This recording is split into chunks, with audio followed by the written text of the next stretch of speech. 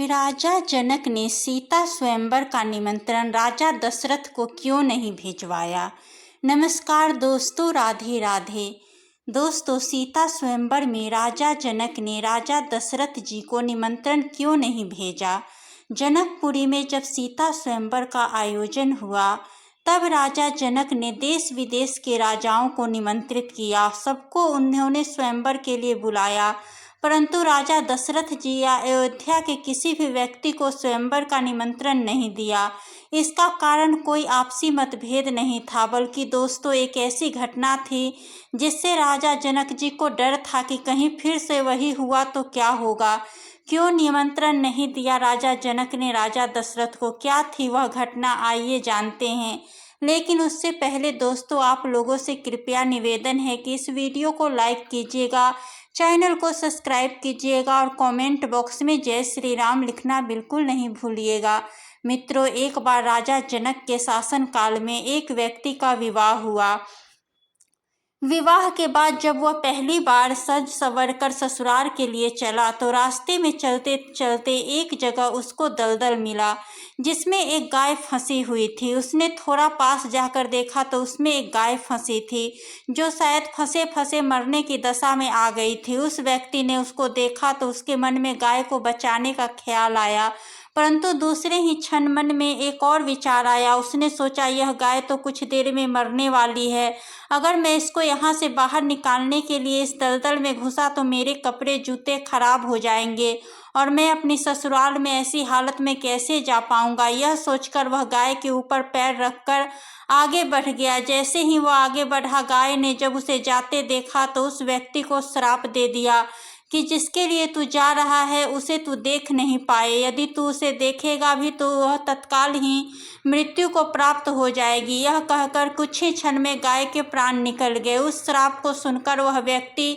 दुविधा में फंस गया। उसे अपने किए पर बहुत ही पछतावा हो रहा था, परंतु अब कुछ नहीं हो सकता था। जो होना था वह हो गया। अब वह व्यक्ति उस गाय के श्राप से मुक्त होने का विचार करने लगा और मन में बहुत बड़ा बोझ लिए वह ससुराल पहुंचा। वहां पहुंचकर वह दरवाजे के बाहर ही बैठ गया।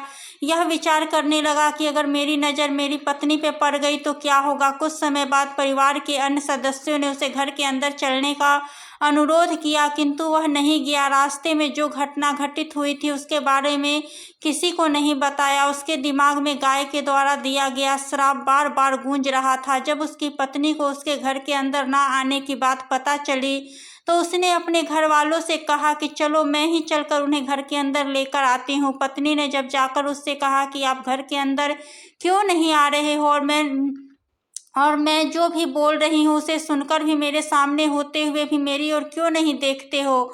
वह व्यक्ति अपनी पत्नी की बात सुनने पर भी चुप रहा। काफ़ी अनुरोध करने के बाद उसने रास्ते में घटित सारा वृतांत कह सुनाया। पत्नी ने कहा, मैं भी पतिव्रता स्त्री हूँ, ऐसा कैसे हो सकता है, आप मेरी ओर तो देखो। अपनी पत्नी की बात सुनकर उसने जैसे ही नज़र उठाकर ऊपर अपनी पत्नी की ओर देखा, वैसे ही उसकी आंखों की रोशनी चली गई और वह गाय के श्राप के वश पत्नी को देख ही नहीं सका। उस व्यक्ति की पत्नी भी पतिव्रता थी, इसी कारण उसकी मृत्यु नहीं हुई। यह सब देखकर पत्नी अपने पति के साथ लेकर राजा जनक जी के दरबार गई। वहां जाकर उसने सारा वृतांत कह सुनाया। राजा जनक ने राज्य के सभी विद्वानों को बुलाया, समस्या बताई। उन्होंने अपने दरबार में बैठे ब्राह्मणों को कहा, हे ब्राह्मण देव, गौ के श्राप से निर्विक्त कर कोई सटीक उपाय हो तो बताइए। सभी विद्वानों ने आपस में विचार करके एक उपाय बताया। उन्होंने कहा कि यदि कोई पतिव्रता स्त्री छलनी में गंगाजल लाकर उस जल के छींटे इस व्यक्ति की दोनों आंखों पर मारे तो इस श्राप से मुक्ति मिल सकती है और इसकी आंखों की रोशनी पुनः लौट सकती है। राजा ने पहले अपने महल के अंदर की रानियां सहित सभी स्त्रियों से पूछा। राजा को सभी के पतिव्रता होने में संदेह की सूचना मिली। ऐसा सुनकर राजा जनक जी चिंतित हो गए। तब उन्होंने आसपास के सभी राजाओं को सूचना पहुंचाई। उन्होंने संदेश में कहा कि उनके राज्य में यदि कोई पतिव्रता स्त्री है तो उसे सम्मानपूर्वक राजा जनक के दरबार में भेज दिया जाए। जब यह सूचना अयोध्या के राजा दशरथ को मिली तो उन्होंने पहले अपनी सभी रानियों से पूछा। प्रत्येक रानी का यही उत्तर था कि राजमहल तो क्या, आप राज्य के किसी भी महिला तक की झाड़ू लगाने वाली ही क्यों न हो, उसे भी पतिव्रता ही पाएंगे। राजा दशरथ को इस समय अपने राज्य की महिलाओं पर आश्चर्य हुआ और उन्होंने अपने राज्य की सबसे निम्न मानी जाने वाली सफाई करने वाली को बुलाया। उस महिला से राजा दशरथ जी ने सम्मान पूर्वक पतिव्रता होने के बारे में पूछा तो उस महिला ने स्वीकृति में सिर हिला दिया। तब राजा ने दिखाने के लिए कि अयोध्या का राज सबसे उत्तम है, उस महिला को ही राज सम्मान के साथ जनक भेज दिया। राजा जनक ने उस महिला का पूर्ण राशि ठाठ बाट से स्वागत सम्मान किया। तब राजा जनक ने उस महिला को समस्या बताई, साथ ही ब्राह्मणों द्वारा जो उपाय बताया गया था वह भी बताया। महिला ने राजा को उस कार्य को करने की स्वीकृति दे दी। अगले दिन महिला छलनी लेकर गंगा किनारे गई। वहां पहुंचकर उसने प्रार्थना की, है गंगा मैया, यदि मैं पूर्ण पतिव्रता हूँ, यदि मैंने अपने तन और मन से अपने पति को ही परमेश्वर माना है तो गंगाजल की एक बूंद भी छलनी से नीचे नहीं गिरनी चाहिए। ऐसी प्रार्थना करके जब उसने गंगाजल को छलनी में भरा तो जल की एक बूंद भी नीचे नहीं गिरी। पवित्र गंगाजल कहीं रास्ते में छलक कर नीचे गिर जाए, यह सोचकर उसने थोड़ा सा गंगाजल नदी में ही गिरा दिया और पानी से भरी छलनी को लेकर राज दरबार में आ पहुंची। राजा और दरबार में उपस्थित सभी नर नारी यह दृश्य देखकर आश्चर्यचकित रह गए।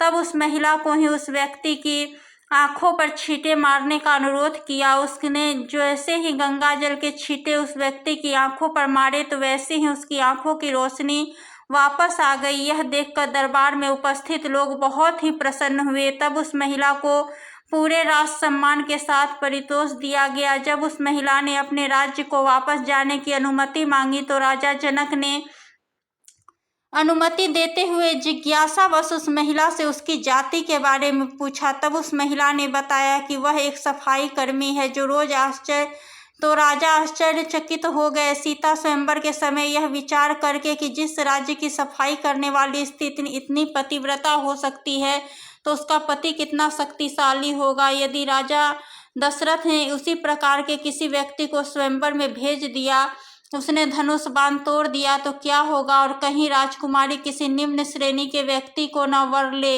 यही सोचकर अयोध्या नरेश राजा जनक ने राजा दशरथ को निमंत्रण नहीं भेजा, किंतु विधाता की लेखनी को भला कोई आज तक टाल सका है। वही हुआ जो होना था। अयोध्या के राजकुमार वन में विचरण करते हुए अपने गुरु के साथ जनकपुर पहुंच ही गए तथा धनुष तोड़कर राजकुमार राम ने सीता माँ का वर्ण कर ही लिया। दोस्तों, आपको यह कथा कैसी लगी कृपया कमेंट करके जरूर बताएं। वीडियो पसंद आया हो तो लाइक करें और ऐसी ही और भी बहुत सारी कहानियों, कथाओं एवं जानकारियों को सुनने के लिए चैनल को सब्सक्राइब जरूर करें। धन्यवाद।